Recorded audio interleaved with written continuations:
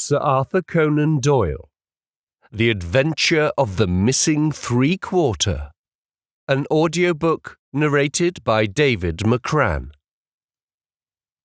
We were fairly accustomed to receive weird telegrams at Baker Street, but I have a particular recollection of one which reached us on a gloomy February morning, some 7 or 8 years ago, and gave Mr. Sherlock Holmes a puzzled quarter of an hour.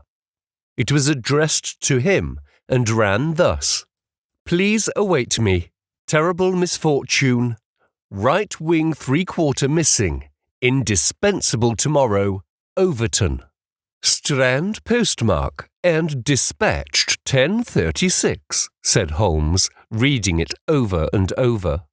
Mr. Overton was evidently considerably excited when he sent it, and somewhat incoherent in consequence.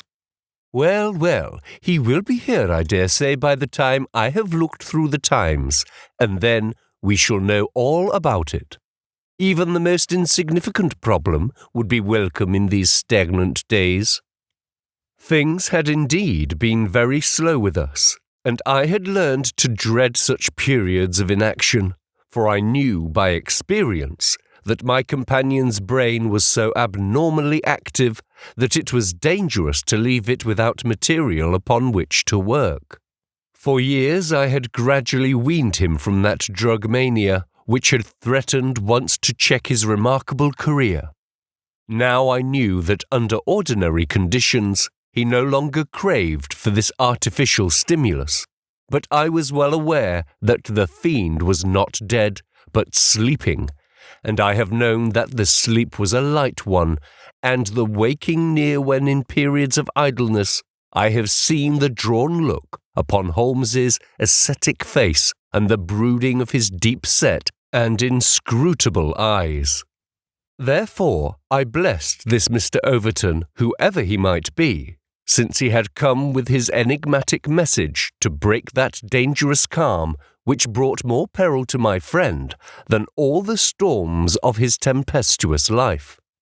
As we had expected, the telegram was soon followed by its sender, and the card of Mr. Cyril Overton, Trinity College, Cambridge, announced the arrival of an enormous young man, 16 stone of solid bone and muscle, who spanned the doorway with his broad shoulders, and looked from one of us to the other with a comely face which was haggard with anxiety.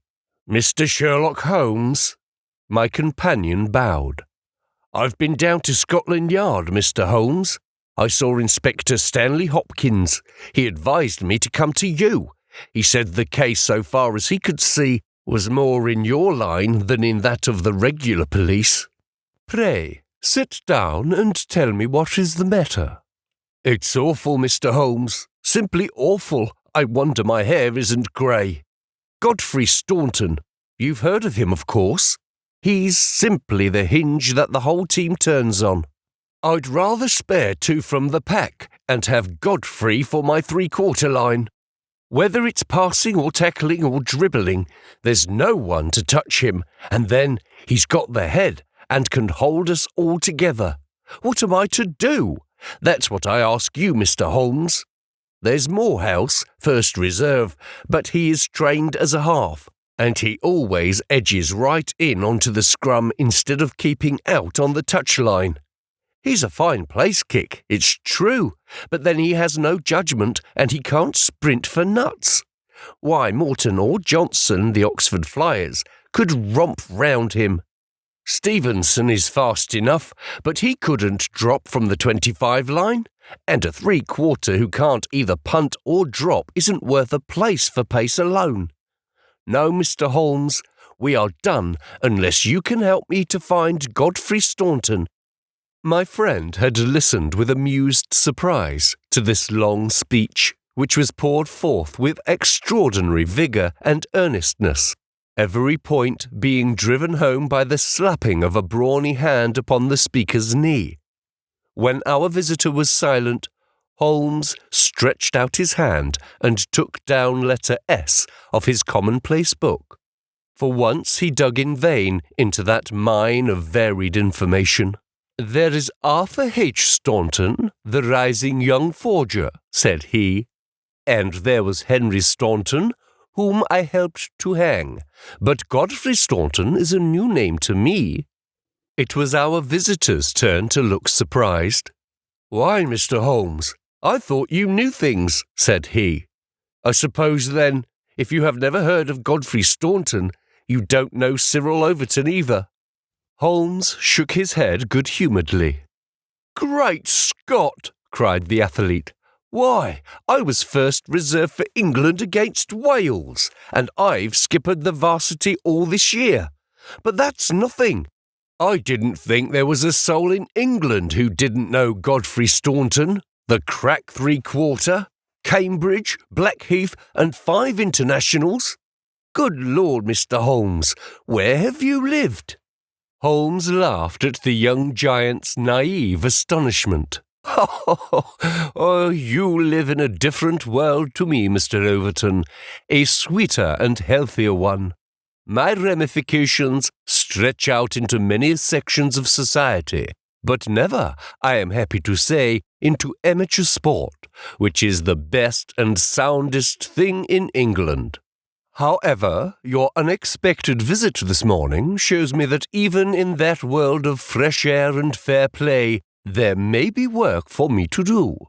So now, my good sir, I beg you to sit down and to tell me, slowly and quietly, exactly what it is that has occurred and how you desire that I should help you." Young Overton's face assumed the bothered look of the man who is more accustomed to using his muscles than his wits, but by degrees, with many repetitions and obscurities which I may omit from his narrative, he laid his strange story before us. "It's this way, Mr. Holmes. As I have said, I am the skipper of the rugger team of Cambridge Varsity, and Godfrey Staunton is my best man. Tomorrow we play Oxford. Yesterday we all came up and we settled at Bentley's private hotel. At 10 o'clock I went round and saw that all the fellows had gone to roost, for I believe in strict training and plenty of sleep to keep a team fit. I had a word or two with Godfrey before he turned in. He seemed to me to be pale and bothered. I asked him what was the matter. He said he was all right, just a touch of headache. I bade him good night and left him. Half an hour later, the porter tells me that a rough-looking man with a beard called with a note for Godfrey. He had not gone to bed, and the note was taken to his room. Godfrey read it and fell back in a chair as if he had been poleaxed. The porter was so scared that he was going to fetch me, but Godfrey stopped him, had a drink of water, and pulled himself together. Then he went downstairs, said a few words to the man who was waiting in the hall, and the two of them went off together. The last that the porter saw of them, they were almost running down the street in the direction of the Strand. This morning, Godfrey's room was empty. His bed had never been slept in, and his things were all just as I had seen them the night before. He had gone off at a moment's notice with this stranger, and no word has come from him since. I don't believe he will ever come back. He was a sportsman, was Godfrey, down to his marrow, and he wouldn't have stopped his training and let in his skipper if it were not for some cause that was too strong for him. No, I feel as if he were gone for good, and we should never see him again." Sherlock Holmes listened with the deepest attention to this singular narrative. "What did you do?" he asked.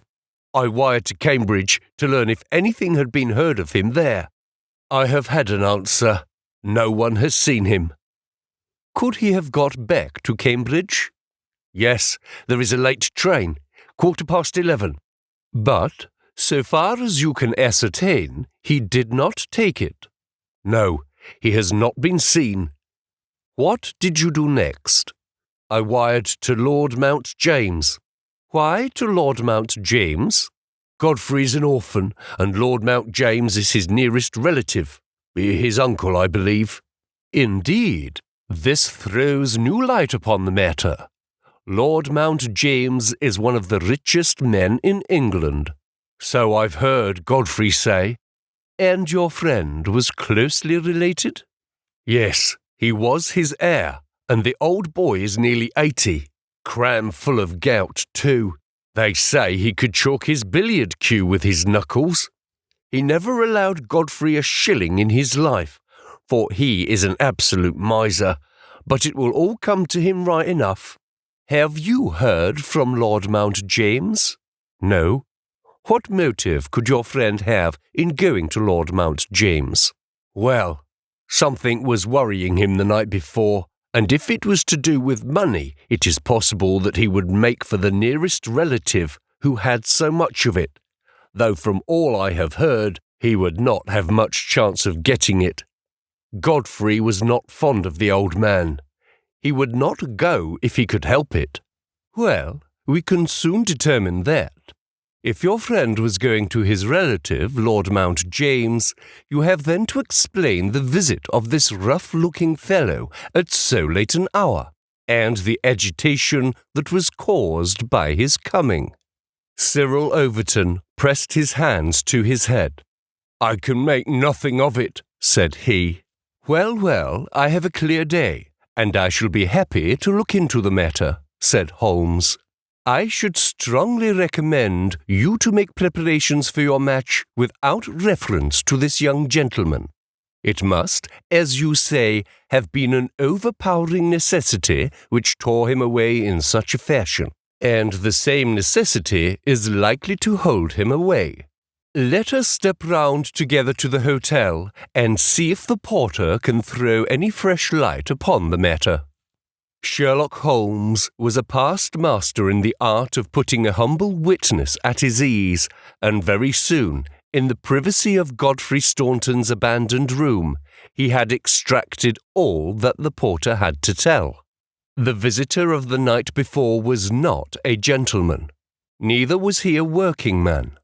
He was simply what the porter described as a medium-looking chap, a man of 50, beard grizzled, pale face, quietly dressed. He seemed himself to be agitated. The porter had observed his hand trembling when he had held out the note.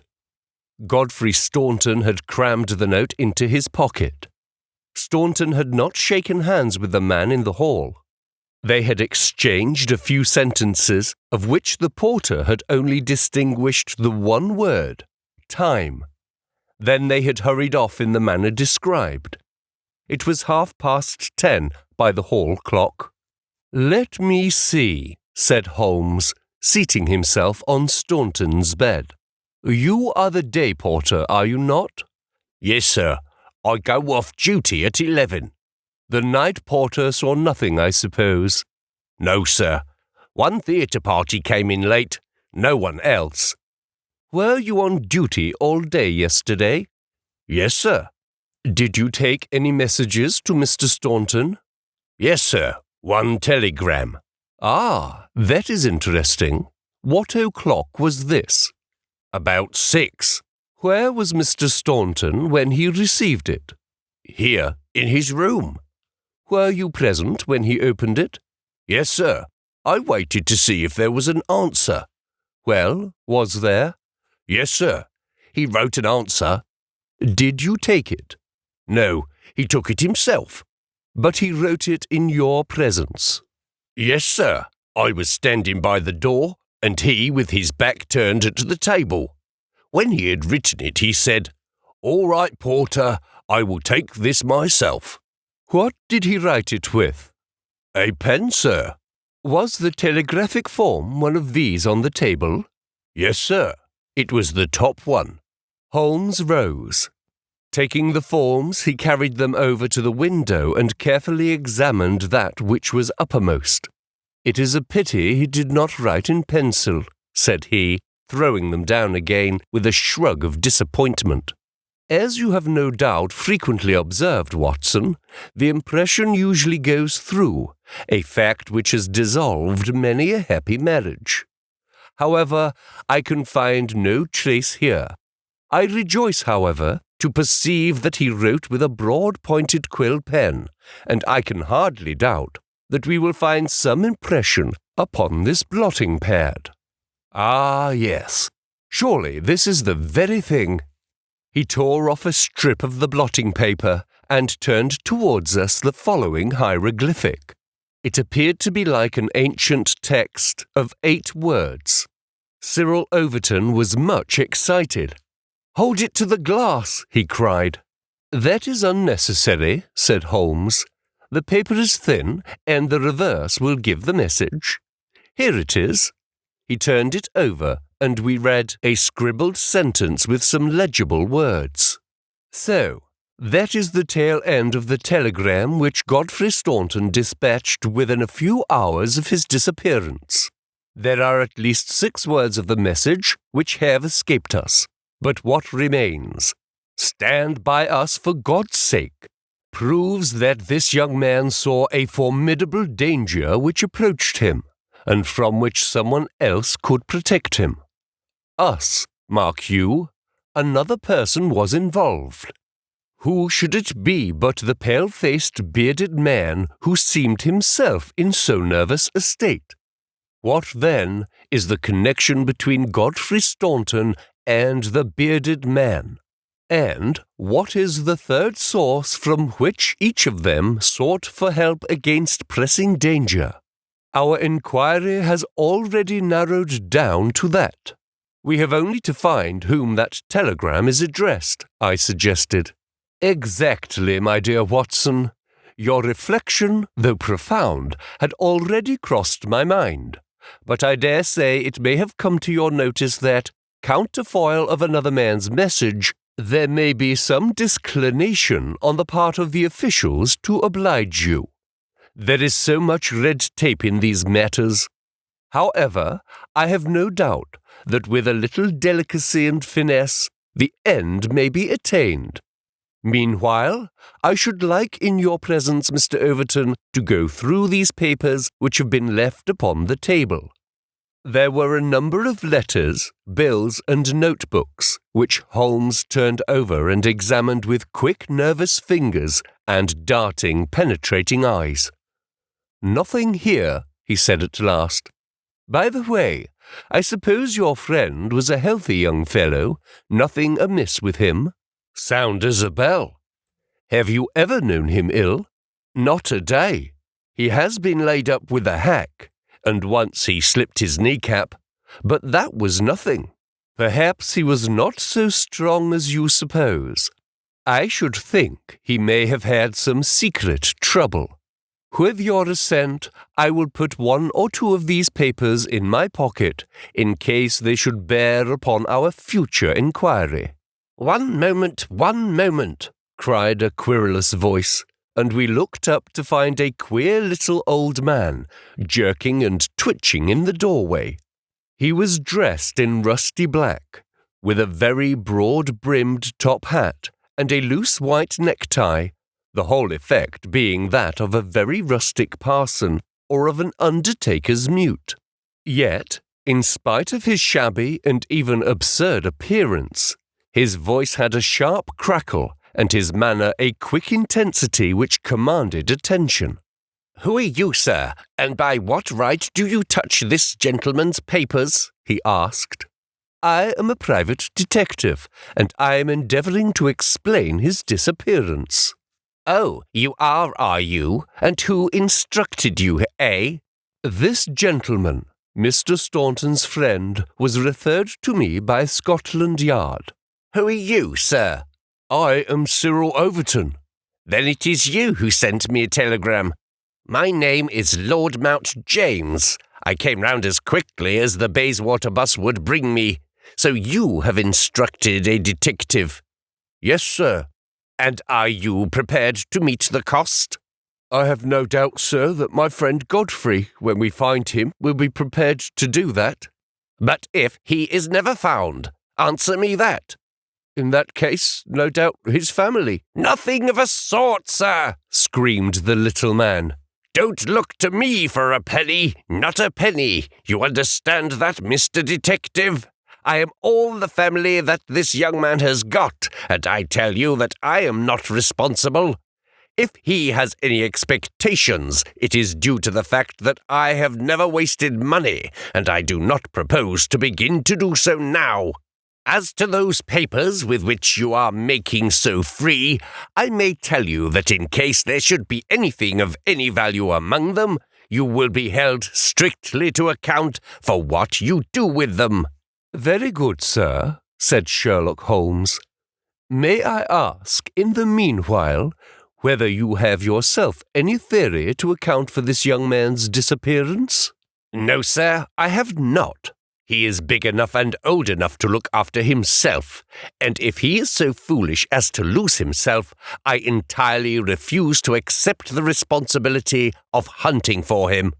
"I quite understand your position," said Holmes, with a mischievous twinkle in his eyes.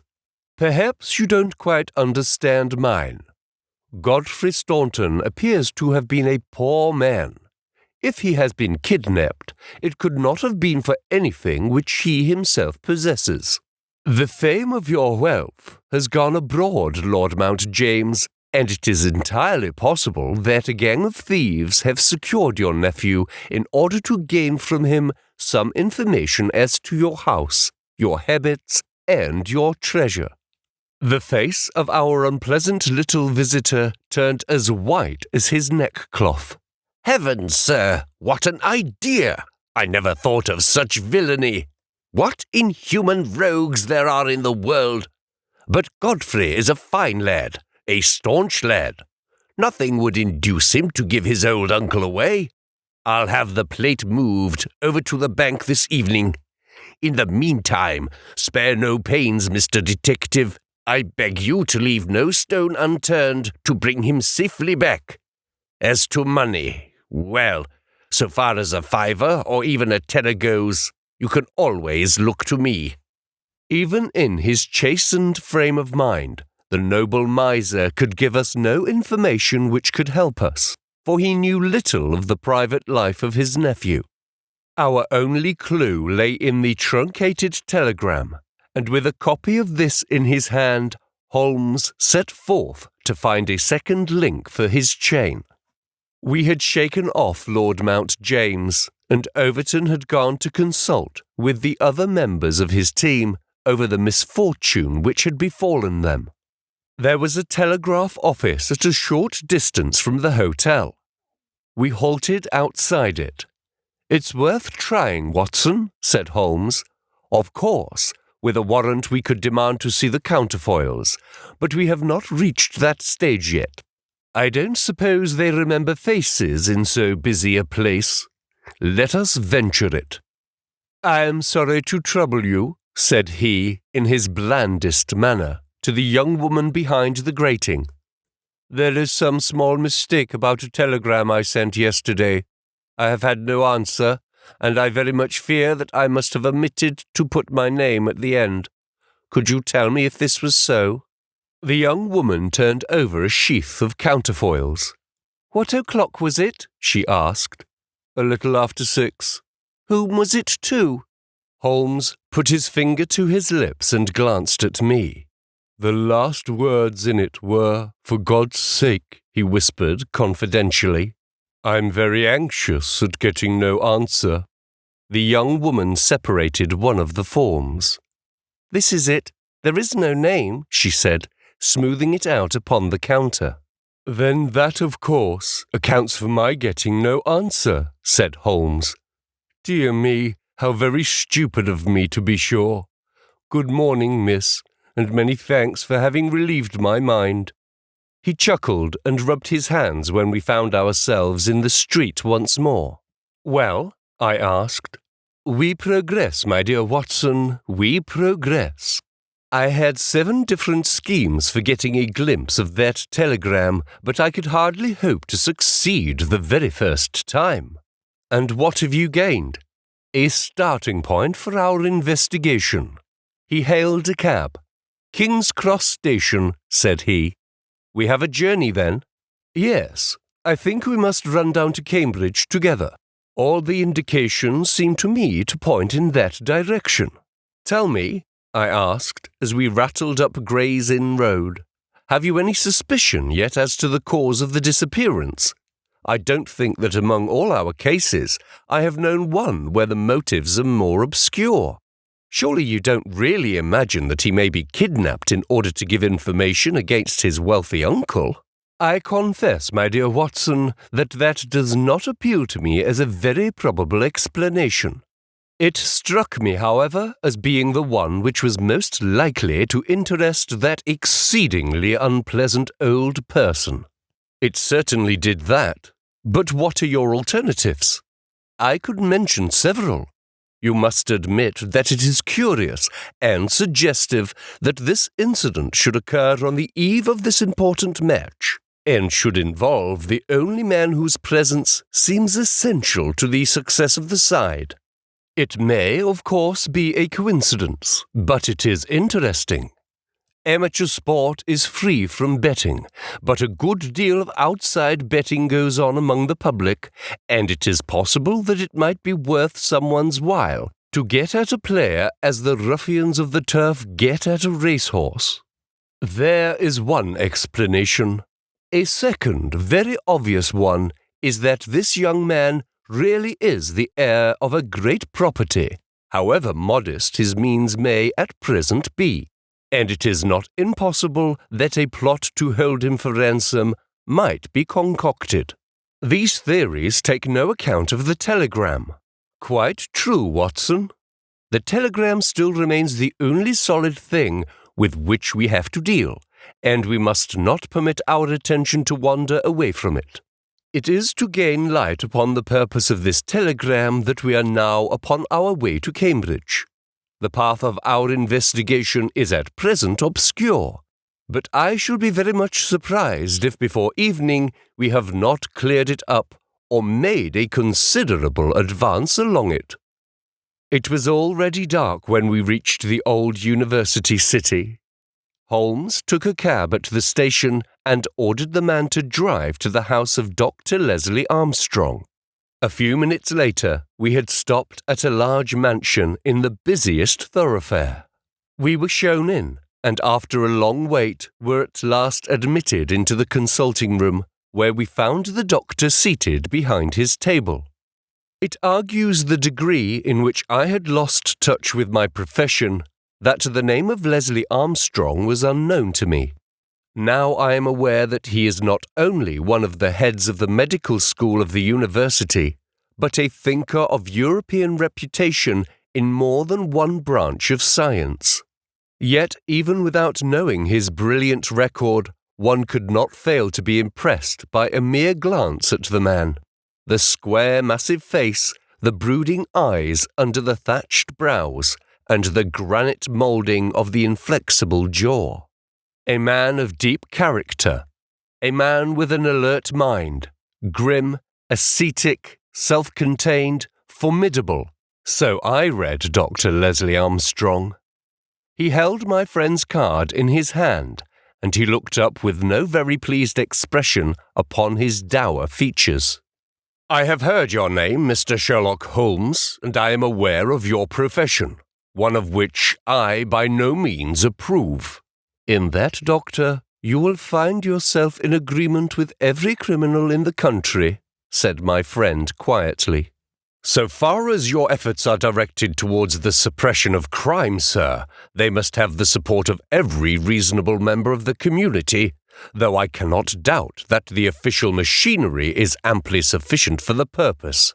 Where your calling is more open to criticism is when you pry into the secrets of private individuals, when you rake up family matters which are better hidden, and when you incidentally waste the time of men who are more busy than yourself. At the present moment, for example, I should be writing a treatise instead of conversing with you. No doubt, Doctor, and yet the conversation may prove more important than the treatise. Incidentally, I may tell you that we are doing the reverse of what you very justly blame, and that we are endeavouring to prevent anything like public exposure of private matters, which must necessarily follow when once the case is fairly in the hands of the official police. You may look upon me simply as an irregular pioneer who goes in front of the regular forces of the country. I have come to ask you about Mr. Godfrey Staunton. What about him? You know him, do you not? He is an intimate friend of mine. You are aware that he has disappeared. Ah, indeed. There was no change of expression in the rugged features of the doctor. He left his hotel last night. He has not been heard of. No doubt he will return. Tomorrow is the varsity football match. I have no sympathy with these childish games. The young man's fate interests me deeply, since I know him and like him. The football match does not come within my horizon at all. I claim your sympathy, then, in my investigation of Mr. Staunton's fate. Do you know where he is? Certainly not. You have not seen him since yesterday? No, I have not. Was Mr. Staunton a healthy man? Absolutely. Did you ever know him ill? Never. Holmes popped a sheet of paper before the doctor's eyes. Then perhaps you will explain this receipted bill for 13 guineas, paid by Mr. Godfrey Staunton last month to Dr. Leslie Armstrong of Cambridge. I picked it out from among the papers upon his desk. The doctor flushed with anger. I do not feel that there is any reason why I should render an explanation to you, Mr. Holmes. Holmes replaced the bill in his notebook. If you prefer a public explanation, it must come sooner or later, said he. I have already told you that I can hush up that which others will be bound to publish, and you would really be wiser to take me into your complete confidence. I know nothing about it. Did you hear from Mr. Staunton in London? Certainly not. Dear me, dear me. The post office again, Holmes sighed wearily. A most urgent telegram was dispatched to you from London by Godfrey Staunton at 6:15 yesterday evening. A telegram which is undoubtedly associated with his disappearance. And yet you have not had it? It is most culpable. I shall certainly go down to the office here and register a complaint. Dr. Leslie Armstrong sprung up from his desk, and his dark face was crimson with fury. I'll trouble you to walk out of my house, sir, said he. You can tell your employer, Lord Mount James, that I do not wish to have anything to do with either him or with his agents. No, sir, not another word. He rang the bell furiously. John, show these gentlemen out. A pompous butler ushered us severely to the door, and we found ourselves in the street. Holmes burst out laughing.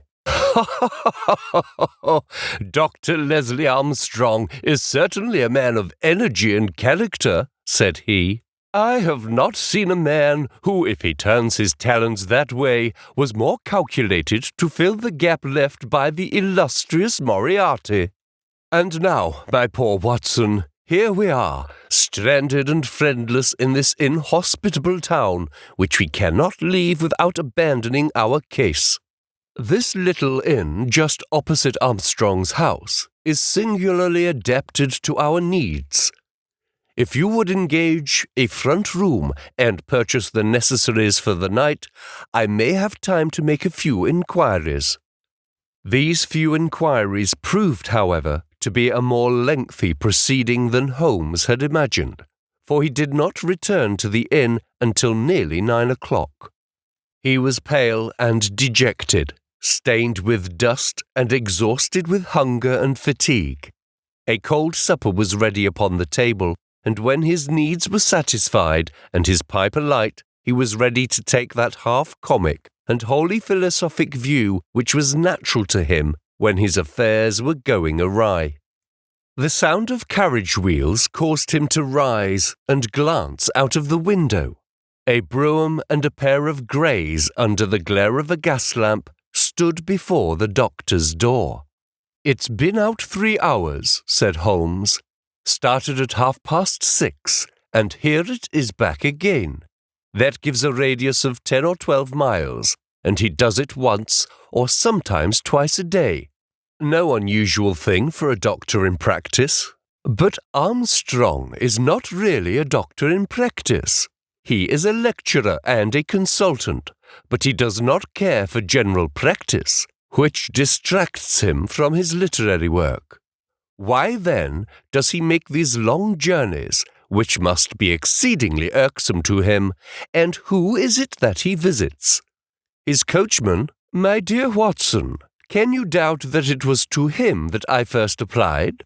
I do not know whether it came from his own innate depravity or from the promptings of his master, but he was rude enough to set a dog at me. Neither dog nor man liked the look of my stick, however, and the matter fell through. Relations were strained after that, and further inquiries out of the question. All that I have learned I got from a friendly native in the yard of our own inn.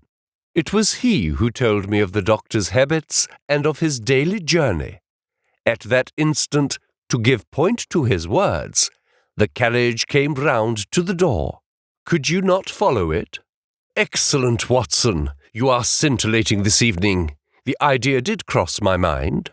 There is, as you may have observed, a bicycle shop next to our inn. Into it I rushed, engaged a bicycle, and was able to get started before the carriage was quite out of sight. I rapidly overtook it, and then, keeping at a discreet distance of 100 yards or so, I followed its lights until we were clear of the town. We had got well out on the country road when a somewhat mortifying incident occurred. The carriage stopped. The doctor alighted, walked swiftly back to where I had also halted, and told me in an excellent sardonic fashion that he feared the road was narrow, and that he hoped his carriage did not impede the passage of my bicycle. Nothing could have been more admirable than his way of putting it. I at once rode past the carriage, and keeping to the main road, I went on for a few miles, and then halted in a convenient place to see if the carriage passed. There was no sign of it, however, and so it became evident that it had turned down one of the several side roads which I had observed. I rode back, but again saw nothing of the carriage, and now, as you perceive, it has returned after me.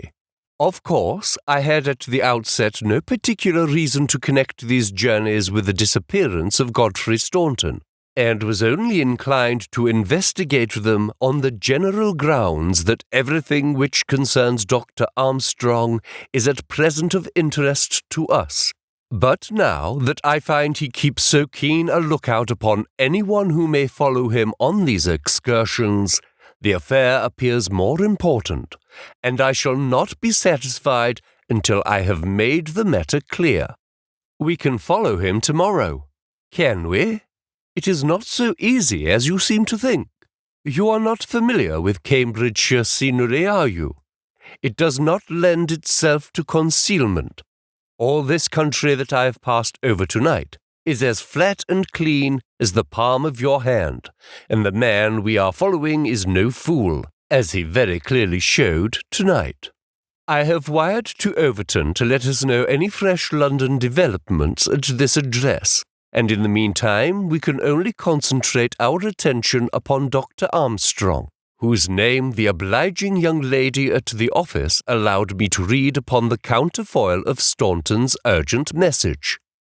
He knows where the young man is, to that I'll swear, and if he knows, then it must be our own fault if we cannot manage to know also. At present, it must be admitted that the odd trick is in his possession, and, as you are aware, Watson, it is not my habit to leave the game in that condition. And yet the next day brought us no nearer to the solution of the mystery. A note was handed in after breakfast, which Holmes passed across to me with a smile. "Sir," it ran, I can assure you that you are wasting your time in dogging my movements. I have, as you discovered last night, a window at the back of my brougham, and if you desire a 20-mile ride which will lead you to the spot from which you started, you have only to follow me. Meanwhile, I can inform you that no spying upon me can in any way help Mr. Godfrey Staunton, and I am convinced that the best service you can do to that gentleman is to return at once to London and to report to your employer that you are unable to trace him. Your time in Cambridge will certainly be wasted. Yours faithfully, Leslie Armstrong. An outspoken, honest antagonist is the doctor, said Holmes.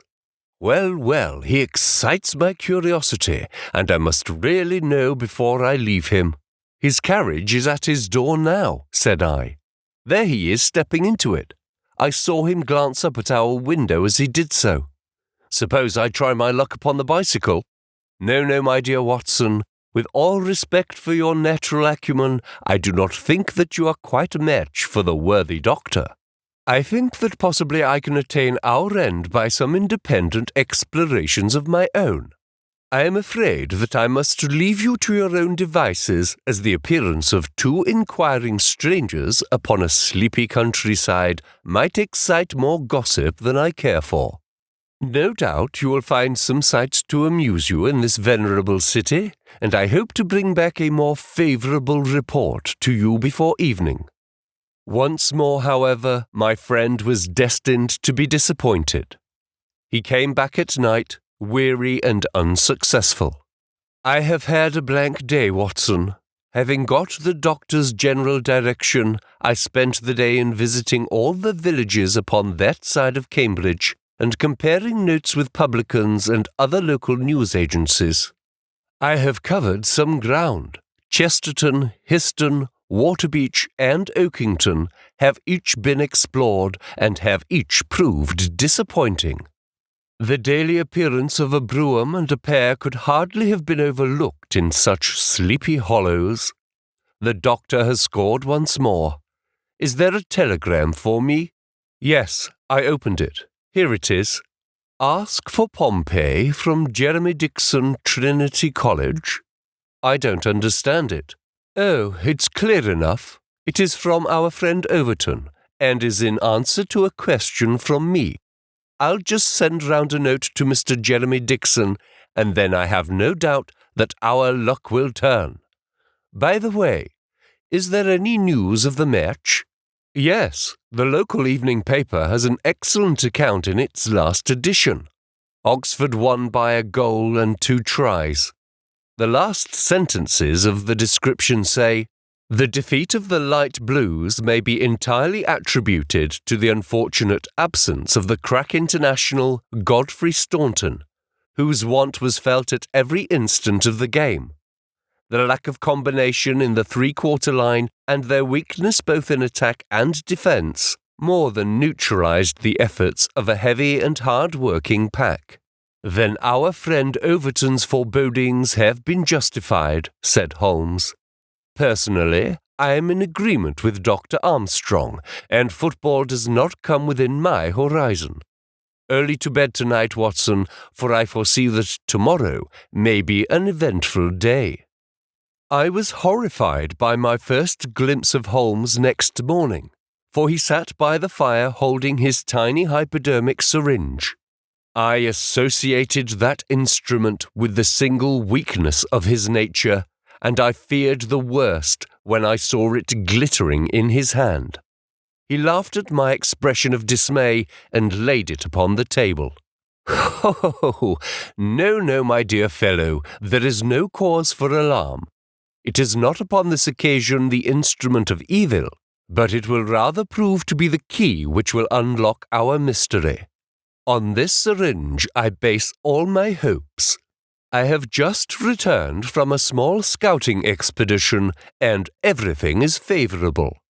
Eat a good breakfast, Watson, for I propose to get upon Dr. Armstrong's trail today, and once on it I will not stop for rest or food until I run him to his burrow." "In that case," said I, We had best carry our breakfast with us, for he is making an early start. His carriage is at the door. Never mind, let him go. He will be clever if he can drive where I cannot follow him. When you have finished, come downstairs with me, and I will introduce you to a detective who is a very eminent specialist in the work that lies before us." When we descended, I followed Holmes into the stable yard, where he opened the door of a loose box and let out a squat, lop-eared, white and tan dog, something between a beagle and a foxhound. "Let me introduce you to Pompey," said he. "Pompey is the pride of the local draghounds. No very great flyer, as his build will show, but a staunch hound on a scent. Well, Pompey, you may not be fast, but I expect you'll be too fast for a couple of middle-aged London gentlemen, so I will take the liberty of fastening this leather leash to your collar. Now, boy, come along and show what you can do." He led him across to the doctor's door. The dog sniffed round for an instant, and then, with a shrill whine of excitement, started off down the street, tugging at his leash in his efforts to go faster. In half an hour, we were clear of the town and hastening down a country road. "What have you done, Holmes?" I asked. "A threadbare and venerable device, but useful upon occasion.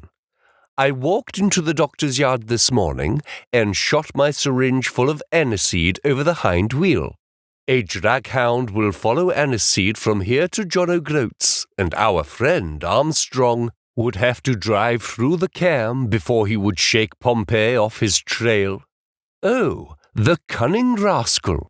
This is how he gave me the slip the other night." The dog had suddenly turned out of the main road into a grass-grown lane. Half a mile farther, this opened into another broad road, and the trail turned hard to the right in the direction of the town which we had just quitted. The road took a sweep to the south of the town and continued in the opposite direction to that in which we started. "This detour has been entirely for our benefit, then," said Holmes. "No wonder that my inquiries among those villagers led to nothing. The doctor has certainly played the game for all it is worth, and one would like to know the reason for such elaborate deception.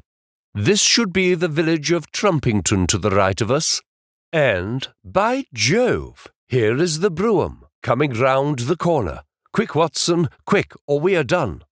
He sprang through a gate into a field, dragging the reluctant Pompey after him.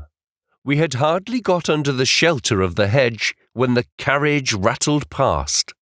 I caught a glimpse of Dr. Armstrong within, his shoulders bowed, his head sunk on his hands, the very image of distress. I could tell by my companion's graver face that he also had seen. "I fear there is some dark ending to our quest," said he. "It cannot be long before we know it. Come, Pompey. Ah, it is the cottage in the field." There could be no doubt that we had reached the end of our journey. Pompey ran about and whined eagerly outside the gate, where the marks of the brougham's wheels were still to be seen. A footpath led across to the lonely cottage. Holmes tied the dog to the hedge, and we hastened onward. My friend knocked at the little rustic door, and knocked again without response. And yet the cottage was not deserted, for a low sound came to our ears, a kind of drone of misery and despair which was indescribably melancholy. Holmes paused irresolute, and then he glanced back at the road which he had just traversed. A brougham was coming down it, and there could be no mistaking those grey horses. "By Jove, the doctor is coming back," cried Holmes. "That settles it. We are bound to see what it means before he comes." He opened the door, and we stepped into the hall. The droning sound swelled louder upon our ears until it became one long, deep wail of distress. It came from upstairs. Holmes darted up, and I followed him. He pushed open a half-closed door, and we both stood appalled at the sight before us. A woman, young and beautiful, was lying dead upon the bed. Her calm, pale face, with dim, wide-opened blue eyes, looked upward from amid a great tangle of golden hair. At the foot of the bed, half sitting, half kneeling, his face buried in the clothes, was a young man whose frame was racked by his sobs. So absorbed was he by his bitter grief that he never looked up until Holmes's hand was on his shoulder. "Are you Mr. Godfrey Staunton?" Yes, I am. But you are too late. She is dead." The man was so dazed that he could not be made to understand that we were anything but doctors who had been sent to his assistance. Holmes was endeavouring to utter a few words of consolation, and to explain the alarm which had been caused to his friends by his sudden disappearance, when there was a step upon the stairs, and there was the heavy, stern, questioning face of Dr. Armstrong at the door. "So, gentlemen," said he, "you have attained your end, and have certainly chosen a particularly delicate moment for your intrusion.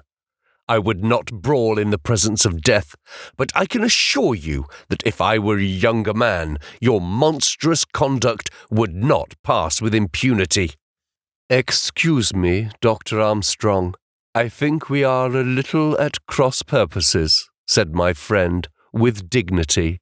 "If you could step downstairs with us, we may each be able to give some light to the other upon this miserable affair." A minute later, the grim doctor and ourselves were in the sitting-room below. "Well, sir," said he, "I wish you to understand, in the first place, that I am not employed by Lord Mount James, and that my sympathies in this matter are entirely against that nobleman. When a man is lost, it is my duty to ascertain his fate, but having done so, the matter ends so far as I'm concerned, and so long as there is nothing criminal, I am much more anxious to hush up private scandals than to give them publicity. If, as I imagine, there is no breach of the law in this matter, you can absolutely depend upon my discretion and my cooperation in keeping the facts out of the papers." Dr. Armstrong took a quick step forward and wrung Holmes by the hand. "You are a good fellow," said he. "I had misjudged you. I thank heaven that my compunction at leaving poor Staunton all alone in this plight caused me to turn my carriage back and so to make your acquaintance. Knowing as much as you do, the situation is very easily explained. A year ago, Godfrey Staunton lodged in London for a time and became passionately attached to his landlady's daughter, whom he married. She was as good as she was beautiful, and as intelligent as she was good. No man need be ashamed of such a wife. But Godfrey was the heir to this crabbed old nobleman, and it was quite certain that the news of his marriage would have been the end of his inheritance. I knew the lad well, and I loved him for his many excellent qualities. I did all I could to help him to keep things straight. We did our very best to keep the thing from everyone, for when once such a whisper gets about, it is not long before everyone has heard it. Thanks to this lonely cottage and his own discretion, Godfrey has up to now succeeded. Their secret was known to no one save me and to one excellent servant, who has at present gone for assistance to Trumpington. But at last there came a terrible blow in the shape of dangerous illness to his wife. It was consumption of the most virulent kind.